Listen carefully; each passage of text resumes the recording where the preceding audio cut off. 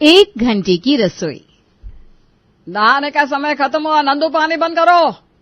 जी मालिक। वीर प्रताप हमेशा एक छड़ी रखता है और इसे 2 बार बजाता है, जिससे कि सबको समझ में आ जाए कि उनका समय नहाने का खत्म हुआ। नंदू पानी बंद कर देता है। इधर शीतल, जिसने आज अपने बालों में मेहंदी लगाई थी, वो आधे बाल धुले में ही खड़ी रह जाती है। ये घर है या जेल? पता होता तो कभी इस जेल में आती ही नहीं। लड़का बहुत अच्छा है बोलकर पापा ने इस घर में मेरी शादी कर दी। हर चीज का टाइम है। अब नहाने का क्या टाइम होता है? कोई 2 मिनट में नहा लेता है तो कोई 1 घंटे में। अब ऐसे बालों में कैसे निकलूं बाहर? इनको फोन करती हूँ। शीतल बाथरूम से ही अतुल को फोन करके कहती है, यार मेरे बालों में मेहंदी लगी है, अब क्या करूं? पापा जी ने पानी बंद करवा दिया है, कैसे नहाऊंगी मैं? पापा ने पानी बंद करवा दिया है तो कोई पानी चालू नहीं करवा सकता जब तक सब हॉल में नहीं आ जाते। मैं कुछ नहीं करता, तुम ऐसे ही रहो, आज बाल ही तो है। शीतल चिड़चिड़ाकर फोन रख देती है और अपने कमरे में रखे पीने के पानी से जैसे तैसे बालों की बस मेहंदी धोती है। थोड़ी देर में सब हॉल में आ जाते हैं और नंदू फिर से पानी चालू कर देता है। शौर्य, तुम बाजार से सब्जी ले आओ, लेकिन याद रहे तुम ठीक आधे घंटे में वापस आओगे। 8 बज रहे हैं, मतलब 8:30 बजे तुम घर पर होने चाहिए। जी पापा। बहुओं, नाश्ते में छोले भटूरे बना लो, लेकिन खाना सबको 9 बजे तक मिल जाना चाहिए। उससे 1 मिनट ज्यादा नहीं होना चाहिए। जी पापा जी। शीतल और रिया तुरंत रसोई में जाती हैं और जल्दी जल्दी अपना हाथ चलाना शुरू कर देती हैं। वीर प्रताप सबको टाइम के साथ काम देता है। पूरे घर पर वीर प्रताप की हुकूमत चलती है। उससे पूछे बिना तो घर का एक पंछी भी पैर नहीं मार सकता। इधर रिया और शीतल बहुत परेशान हो जाती है। कितना भी जल्दी कर लेंगे, भटूरे छोले नहीं बन पाएंगे। भाभी, पापा जी को पहले बोलना चाहिए था ना, उन्हें छोले भटूरे खाने हैं तो कम से कम छोले फुलाकर तो रखते हम। अब ये है कि उबल ही नहीं रहे, क्या करें? अब जैसे कच्चे पक्के बनेंगे वही डाल देंगे, क्या करें? इतने टाइम में कोई डिश बनती है क्या? नॉर्मल रोटी सब्जी बन जाए वही काफी है। भाभी, आप भैया से बात कीजिए ना कि पापा जी से बात करें। बाकी काम में तो ठीक है, लेकिन खाने में टाइमिंग हटा दे। तुम्हारे भैया कुछ करेंगे नहीं, वो मुझे ही सुना देंगे। वो तो खुद ही भीगी बिल्ली बन जाते पापा जी के सामने। देखा है उन्हें कभी पापा जी के सामने ऊंची आवाज में बात करते? कौन हमें बचाएगा इन सब से? इधर खाना बनाने का टाइम खत्म होता है। उधर वीर प्रताप अपनी छड़ी बजाता है 2 बार। बहुएं रसोई से जैसे ही बाहर आती है वैसे ही दूध वाला दूध लेकर आता है। भाभी दूध ले लीजिए, पतीला कहाँ है? दूध लेने का समय खत्म हुआ, वापस ले जाओ। इस समय हम दूध नहीं लेते, तुम्हें पता होना चाहिए। 7 बजे से लेकर 7:30 बजे का टाइम है। मालिक, कभी कभी कोई काम आ जाता है, वरना मैं तो सुबह ही आता हूँ। अब इस दूध का मैं क्या करूँ? मुझे नहीं पता। कल से टाइम पर आए तो ही दूध लेंगे, नहीं तो दूध नहीं लेंगे। दूध वाला मुंह लटकाकर चला जाता है। खाना लगा दूं पापा जी? हाँ, 5 मिनट में खाना लग जाना चाहिए। और सबसे कह दो 2 मिनट में टेबल पर आ जाए, वरना खाना नहीं मिलेगा। जी पापा जी। 2 मिनट में सब टेबल पर आ जाते हैं। 5 मिनट में बहू खाना लगा देती है। ये क्या है बहू, छोले कच्चे हैं? ये कोई खाना है? 1 घंटे में क्या क्या हो जाता है और तुम लोगों से खाना नहीं बनता। खाना मुझे परफेक्ट चाहिए, ये आधा कच्चा पक्का नहीं। तुम दोनों इस साल अपने मायके नहीं जाओगी। पापा जी, मेरे मायके में शादी है, मेरे मायके में मुंडन है। हम अच्छे से खाना बनाने की कोशिश करेंगे। यहाँ कोशिश नहीं होती बहू। कल से तुम दोनों को 1 घंटे की जगह 45 मिनट ही खाना बनाने के लिए मिलेंगे। सब नाश्ता करके अपने अपने काम पर चले जाते हैं। वीर प्रताप हॉल में बैठा सब पर नजर रखता है। मायके जाने से मना करने के बाद दोनों बहुएं टेंशन में आ जाती है और मौका पाकर अपनी सास अंजना के पास जाती है। मम्मी जी, आप देख रहे हैं ना पापा जी को, अब आप ही बताओ कैसे हम 45 मिनट में खाना बनाएंगे। ये पहला घर है जहाँ सास से ज्यादा ससुर की हुकूमत चलती है और रसोई ससुर के हिसाब से चलती है। अरे इसमें कौन सी बड़ी बात है, हमारे यहाँ तो ये खानदानी है। मेरे ससुर जी तो इनसे भी ज्यादा सख्त है। बैठने का भी हमारा टाइम था और उस टाइम पर नहीं बैठे तो पूरे दिन खड़े रहना होता था। बहू, ये सब कुछ नहीं है, तुम्हारे ससुर जी तो इस मामले में बहुत सॉफ्ट है। अब तुम लोग ही देखो कैसे क्या करना है, मैं तो कितना ज्यादा झेल कर बैठी हूँ। लेकिन मम्मी जी, वो मायके जाने वाली बात पर तो आप पापा जी से बात कर सकती हैं। साल भर में 1 ही बार तो हम जाते हैं, उस पर भी पापा जी ने मना कर दिया। मेरे ससुर जी के राज में मैं 10-10 साल मायके का मुंह नहीं देख पाती थी। मेरे मायके वाले तो मेरी शक्ल ही भूल गए थे। कम से कम तुम्हारे ससुर जी ऐसा तो नहीं है। शीतल और रिया वहां से निराश हो जाती हैं। इसी तरह दिन बीत जाता है और शाम को अतुल को घर आने में 8 बज जाते हैं। जैसे ही अतुल घर में पैर रखता है वीर प्रताप कहता है, वहीं रुक जाओ, अंदर आने की जरूरत नहीं है। तुम्हें पता नहीं है रात को आने का आखिरी वक्त 8 बजे का है? वो पापा, मैं क्या करता, पहले ऑफिस में देर हो गई, फिर ऑफिस में साथ काम करने वाले आदमी को मुझे उसके घर छोड़ने जाना पड़ा। ठीक है, जाना पड़ा तो उसके घर ही रह जाओ। अब आज तुम्हें घर आने को नहीं मिलेगा। अरे पापा, मेरी बात तो समझिए। नंदो, दरवाजा बंद कर दो। रात को बाहर रहेगा तो इसकी अकल ठिकाने आ जाएगी। अतुल को इस तरह देखकर शीतल का खून सूखने लगता है। वो मन ही मन कहती है, एक जरा दया नहीं आती मम्मी जी और पापा जी को किसी पर, बहुत निर्दयी हैं ये लोग। अतुल पूरी रात घर के बाहर बैठा रहता है। अगले दिन अतुल की ऐसी हालत देखकर घर में सब अपने अपने टाइम से काम करते हैं। रिया और शीतल रसोई में जाती हैं और चटनी पीसने लगती है। भाभी, इतनी जल्दी क्या ही बनेगा, ब्रेड सैंडविच बना लेते। धनिया की चटनी पीस ली है, आप मसाला बना लो। ठीक है। नाश्ता तैयार करके टेबल पर लगाती हैं और वीर प्रताप कहता है, ऐसा है कि बिजली का बिल बहुत आने लगा है। मिक्सी बहुत देर तक चलती रहती है। नंदो, मिक्सी ग्राइंडर को मेरे कमरे में रख दो। महीने में 2 बार ही मिक्सी मिलेगी, बाकी समय हाथ से जो भी पीसना है पीसो। इससे सेहत भी अच्छी रहती है। रिया और शीतल एक दूसरे का मुंह देखने लगते हैं। मालिक, तभी मैं सोचूं पानी तो टाइम पर ही बंद कर देता हूँ, फिर बिजली का बिल इतना कैसे आ रहा है? नंदो, तुम मेरी गाड़ी साफ करो, मैं खा कर बाहर चलूंगा। सैंडविच से पेट नहीं भरता बहू, नाश्ता ठोस होना चाहिए और हेल्दी भी। ठीक है। रिया और शीतल सबको अलग अलग स्टाइल की सैंडविच देती है, जिसको जैसी खानी हो। Masala sandwich, vegetable sandwich, sandwich with bread butter bhujia. खाकर वीर प्रताप नंदू के साथ चला जाता है। इधर रिया और शीतल कितने दिनों बाद चैन की सांस लेती है। आज दोपहर का खाना आराम से बनाएंगे, टाइमिंग देखने वाला कोई नहीं है। भाभी, बहुत दिन से कुछ अच्छा नहीं खाया, आज चाउमीन मंचूरियन बनाते हैं, टाइम भी है। हाँ, ये सही है। रिया और शीतल दोनों आराम से चाउमीन और मंचूरियन बनाने लगती है। इधर काम वाली भी वीर प्रताप के ना होने से आराम से धीरे धीरे काम करती है। यहाँ खाना तैयार होने ही वाला था और रसोई में काम वाली गाना गाते गाते बर्तन धो रही थी कि उधर वीर प्रताप आ जाते हैं। रसोई से नल की आवाज सुनकर वो चिल्लाकर कहते हैं, नंदू, पानी बंद करो। एक दिन क्या मैं घर से बाहर चला जाता हूँ, सब अपनी मर्यादा खो देते हैं, डिसिप्लिन भूल जाते हैं। पापा, रिलैक्स करो। बर्तन मांज दिए हैं, लेकिन धोऊं कैसे? पानी बंद कर दिया है। इस तरह से अब मैं नहीं काम करने वाली यहाँ। तू बिना गुस्सा क्यों होती है? थोड़ी देर बाद जब पानी खुलेगा तब धो देना। आज ना मैं तुझे चाउमीन खिलाऊंगी। एक तू ही तो है जिससे हम अपना दुख बांट सकते हैं। तू भी चली गई तो क्या होगा हमारा? ये सब रोना धोना करके मेरे को इमोशनल ब्लैकमेल मत करो आप दोनों, बड़ी दिक्कत है भाई इस घर में। कामवाली काम छोड़कर चली जाती है। कामवाली के चले जाने से शीतल और रिया की खटिया खड़ी हो जाती है। ऊपर से आग में घी डालने उसकी ननद भी आ जाती है। दोपहर का खाना दोनों देवरानी जिठानी जब परोसती हैं। चाउमीन मंचूरियन इस वक्त कौन खाता है भाभी? वो बहुत दिनों से बना नहीं था ना दीदी, और हम बाहर भी नहीं जाते तो सोचा आज घर पे ही बना ले। क्या आप लोग भी दाल चावल सब्जी बनाती कुछ हेल्दी?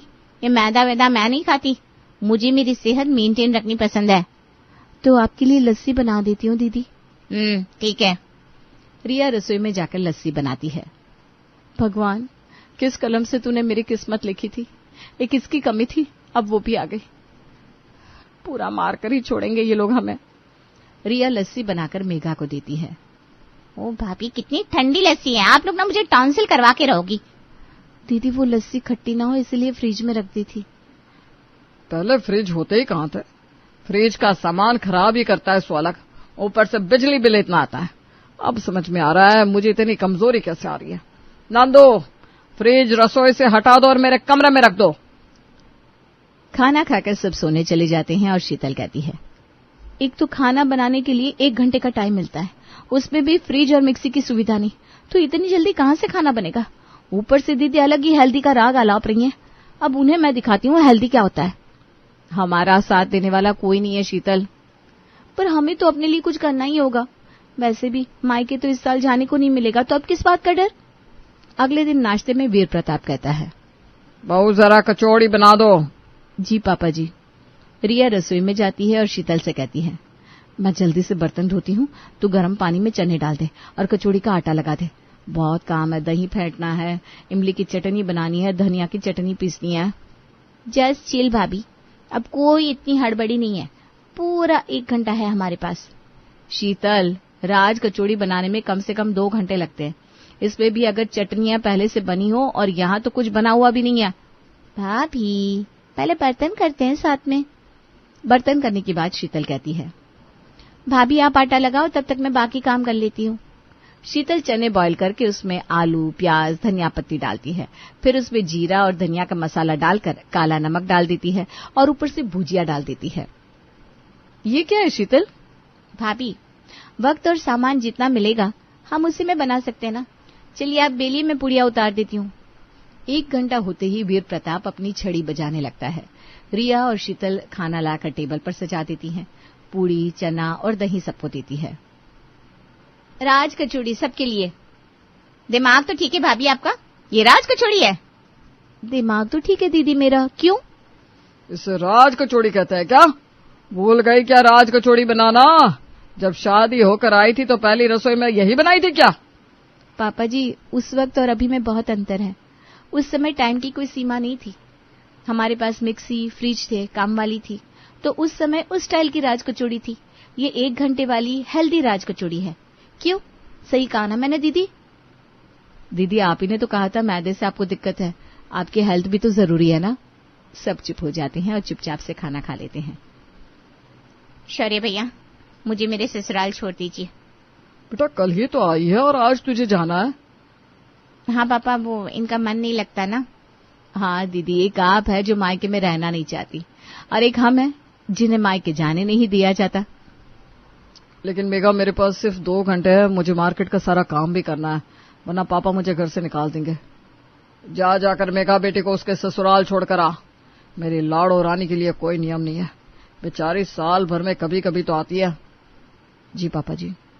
शौर्य मेघा को छोड़ने चला जाता है और रिया रसोई में शीतल की पीठ थपथपाते हुए कहती है, आज तो तुमने कमाल कर दिया, धोती फाड़ के रुमाल कर दिया। अब रोज यही होगा भाभी। इन्हें भी समझ आना चाहिए कि पाबंदी ठीक है, लेकिन हर जगह नहीं। रसोई औरतों की होती है, ना कि मर्दों के हिसाब से चलती है। चलिए टीवी देखा जाए।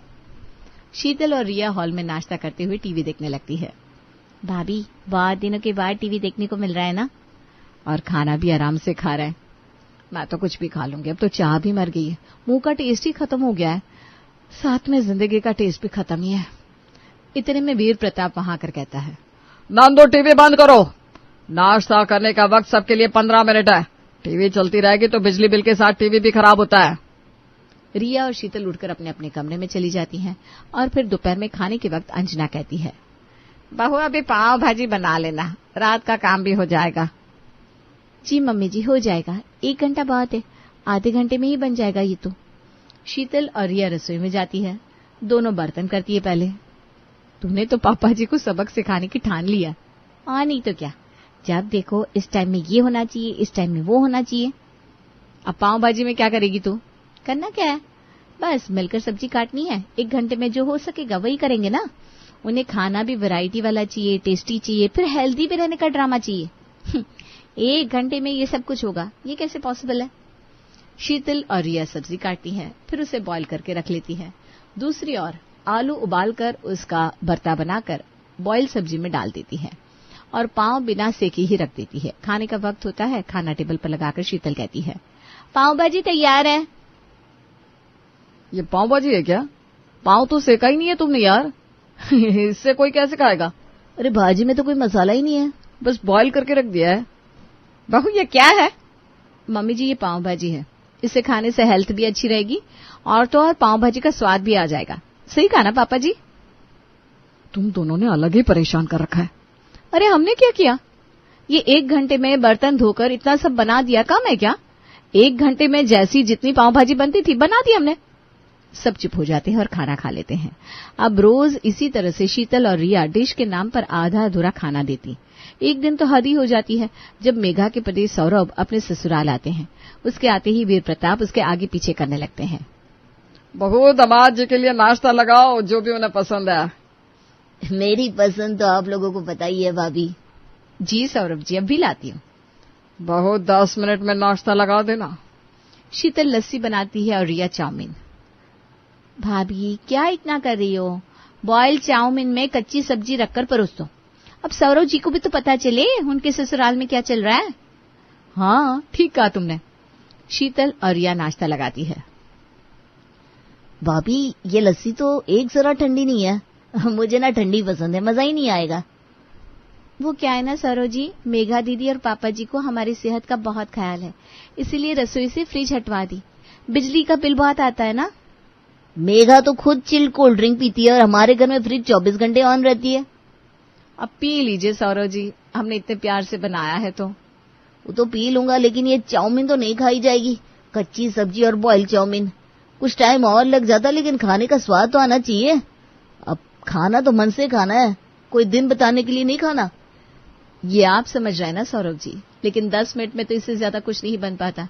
हमने तो फिर भी इतना कर दिया, और 10 मिनट में जितना बना इतना भी आपको नहीं देते तो आपको बिना खाना खाए जाना पड़ता। ये हमारे पापा जी का नियम है। क्या 10 मिनट में नाश्ता और 1 घंटे में खाना? पता है भाभी, मेघा को कितना वक्त लगता है खाना बनाने में। कोई आ जाए घर पर तो मुझे बाहर से ही ऑर्डर करना पड़ता है, और रोज सुबह का नाश्ता बनाने में 2-2 घंटे लगाती है। उसमें भी बस रोटी और सब्जी बन पाती है, जिसमें भी हमारे घर पर हर काम की काम वाली है। अब सबकी अपनी अपनी किस्मत सौरव जी। सॉरी भाभी, कोल्ड ड्रिंक्स तो मैंने पी ली है, लेकिन ये चाउमीन नहीं खा पाऊंगा। बुरा मत मानना आप दोनों। पापा जी, चलता हूँ, इधर आया था तो मिलने चला आया। सौरव चला जाता है, और उसकी बात सुनकर वीर प्रताप को खुद में ही बहुत खराब लगता है कि उसकी बेटी कितने आराम से अपने ससुराल में रहती है और वो अपनी बहुओं पे कितनी पाबंदी लगाता है। उसी वक्त वो नंदू से कहता है, नंदू, कोई बर्तन धोने वाले को अभी पकड़ कर ले आओ, फ्रिज और मिक्सी रसोई में रखवा दो। बहुओं से कह दो कि रात का खाना उन्हें जब जैसे जो बनाना हो बना ले। इतना कहकर वीर प्रताप अपने घर से चला जाता है। रिया शीतल को ताली मारते हुए कहती है, ये तो गजब हो गया, मुझे मेरी आंखों पर भरोसा नहीं हो रहा। तूने सही कहा था। देर आए दुरुस्त आए, सौरव जी तो हमारे लिए भगवान निकले। रात में शीतल और रिया बहुत अच्छा खाना बनाती है, जिसे खाकर सब खुश हो जाते हैं। आज खाना लाजवाब बना है, सच में। सब्जी पनीर की टू गुड। बहू, मिक्स वेज तेरे पापा जी का फेवरेट है, वो भी बहुत अच्छा बनाया है। अब रोज इसी तरह खाना मिलेगा, क्योंकि ये 1 घंटे वाली रसोई नहीं है ना। सब हंसने लगते हैं, और रिया शीतल भी मेघा की तरह अपनी मर्जी से अपनी रसोई चलाने लगती हैं।